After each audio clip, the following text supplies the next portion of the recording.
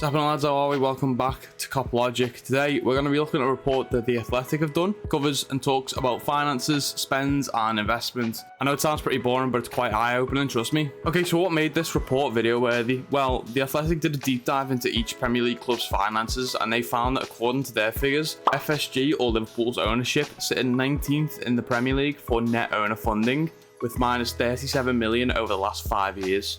Just to give you a scope on how bad that actually is, we're only second to Manchester United, who all hate their ownership. So for those of you that are scratching your head over net owner funding, it's basically the amount of money that's put into the club by the ownership minus what's taken out in dividends. So what does it mean with it being sat at minus 37 million over the last 5 years? Well, sadly, exactly how it sounds. Over the last 5 years, they've taken out more than they've put in, to the point where they've made a decent £37 million profit in dividends. Now, we all know Liverpool operated on this proclaimed Moneyball tactic, where we spend as little as possible on well-researched and analysed players and maximise their value to us. Now, Mo Salah is just clearly the prime example for this. He came to us in 2017 for, ironically, £37 million. And he well exceeded that value in his performances for us. So this technique is fine if it works, or if we've got very, very good ground to believe it will work. But obviously right now FSG aren't in the best placed position with fans. I'll give them credit that they've expanded the Anfield Road and main stand, which they should be credited with forever. And of course, without them we wouldn't have got the AXA Training Centre, or we wouldn't have repurchased Melwood for the women's team. Also, they saved us from going into administration and made us a sustainable club, so we should credit them that way as well. But also during that time they did try to raise ticket prices, which resulted in a walkout. They filled staff incorrectly during the COVID lockdown, and of course they tried to help create the Super League, which was a closed shop tournament with exclusive benefits for founding members. They only pulled out of that when 4 of the 5 English clubs did, so I think we were like the second last or something. That's even worse when you consider they did that during a behind closed doors season, so fans couldn't protest it even if they wanted to. And when you pair that with the fact that the investments haven't really been up to scratch over that time, only buying big name players when we have a big name player sold, effectively making us a sell to buy club, I think it's a fair point to say that they're on thin ice with fans at the moment. Now, I do want to mention that they did reverse most of these things when they absolutely could have just gone ahead with them and gone through with it, but it did take protests from Liverpool fans to change their view on it. Now, I don't really want this to become an FSG rant video, because honestly I'm not really FSG out, but the scenario we've had over the last few years with the midfield problem does sum up my frustration the most. So in my opinion, once Gini Wijnaldum had left, it was clear to see that Liverpool had 2 primary targets in Tchouaméni for Monaco and Bellingham from Dortmund at the time. With Tchouaméni being first because there wasn't a chance on earth that Dortmund would have let Haaland and Jude go in the same window, so we tried to get a move for Tchouaméni lined up first. Fair play.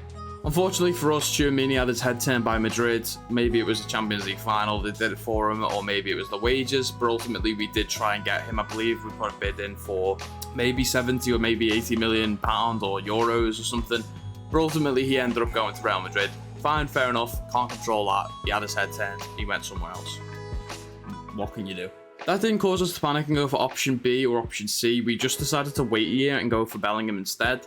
Instead, that summer we went for Darwin Núñez, who had a pretty good season, so fair enough, I'll give him that one. We got Carvalho, who got little to no game time, to the point where he now wants to leave and he's going to Leipzig on loan. We also got Ramsey in the same situation, who got little to no game time, got injured and now being loaned to Preston North End. And we got Artur on loan, and the less said about that piece of business, the better in my opinion.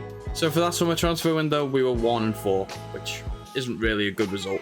So we were clearly after a midfielder that summer, and we didn't get one because we didn't want to panic and go for option B or option C. We wanted to wait a year and go for Jude instead. Now, that's a hell of a gamble when you consider that even at that time, Jude would have been wanted by the world's best and richest. So that's a hell of a gamble.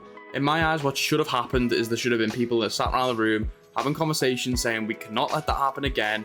We've got to put literally everything into getting our new primary target, which is Jude Bellingham from Dortmund next year. Now, even before the World Cup, I reckon it was easy to see and clear to see how much it'd take to convince Dortmund to sell Jude to us and to let him join. I think from Jude's side, he would have happily joined Liverpool if we'd have met Dortmund's valuation.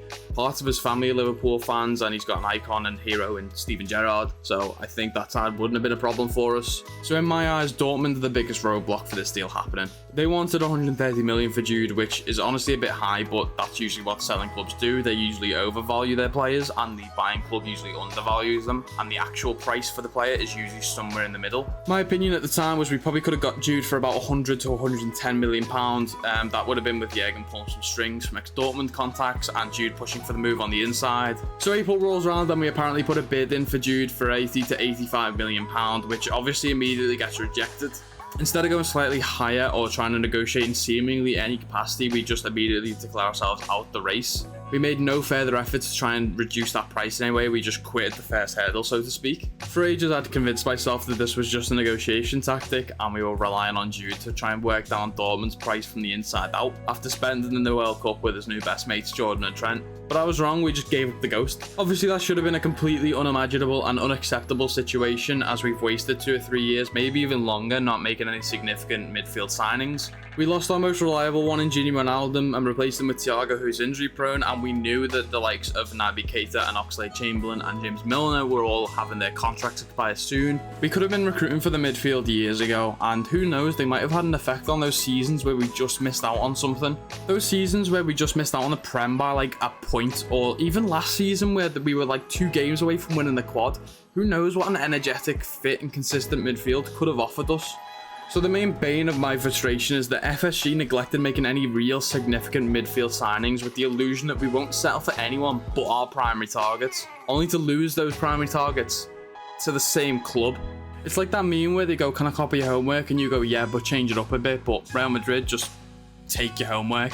Needless to say, it's a big window for FSG to try and prove their worth and get fans back on side. It did start well in getting McAllister, but at the same time it does raise eyebrows that we got that deal done for £35 million for a release clause. Is that a deal we would have gone for if not for that? If they get this transfer window wrong, I really do fear the possibility of going back to those Roy Hodgson years. You know, the ones that everyone always says you should count yourself lucky you weren't there for. And when I say that, I'm not just being over dramatic or catastrophizing the situation. I've got reasons why. Arsenal want to compete with City again. United seems to be making moves to fix their problems, including maybe even new ownership. Newcastle's rise to power has accelerated way quicker than anyone would have wanted it to. Chelsea, despite being 12th, want to get back in that conversation and won't want to be left out. And City obviously winning the treble is just like adding fuel to fire. I didn't even mention those lower ones that want to compete for Europe, like Aston Villa, Brighton and Tottenham, so we need to do something before it gets out of hand. There are apparently no plans to sell the club, or at least anymore. There was obviously rumours at one point that they were looking to move the club on, but for one reason or another, that's changed. There is still potential of an investor coming in, but I think they're struggling to find one. And honestly, I do think they are struggling, because I think it's a bit of a joke to ask someone to come in on a minority share and invest their money and have FSG decide how it's spent, when you can see that they never risk their own money to do those decisions. Despite this somewhat forming to the rant video, which I wanted to try and avoid, I do appreciate FSG for everything they've done for the club to build it back up to this level. To be able to compete at the top level over the last few years and even win trophies like the Premier League and Champions League is nothing short we should credit them for. But it does seem like a lot of that credit is purely down to the fact of their decision to hire people like Jurgen Klopp, sporting directors, coaches, even the backroom staff over the last few years. It's clear now that those people have done what I wouldn't describe as far from a miracle with little to work with. Especially in a time where football is becoming less about competition and more about like, how rich are you, Jack? At the end of the day, if they want to continue to be custodians of the club, I'm fine with it if they take the necessary steps to keep us at that top level. Unfortunately, at the moment, that's to spend without heavily worrying on the money aspect of transfers. I do hope that changes and that there is a cap introduced in football, as if there isn't, I can see the money in football, which is already ridiculous, being even more insane. Anyway, that's my rant over. Let me know what you guys think. Overall, I appreciate FSG and everything they've done for us in the past, but if they can't or won't invest their own money to keep us at the top, or even make decisions that would keep the sell to buy going effectively, then in my opinion, they need to move on. I'd like to hope they realise that football seems to be only moving in one direction, and whatever decision they make should be for the sake of the club. But we'll see. As I said before, let me know what you guys think down in the comments below. And while you're there, if you don't mind liking the video, that's a great help to us. We appreciate it massively. And also, if you want to stay up to date with our transfer news, make sure you click the subscribe button and put notifications on as well. We'll be covering any sort of transfer video, any transfer links, updates, anything like that. So it's definitely worth keeping an eye on us. But for now, though, I'll see you in the next video. In a bit, lads.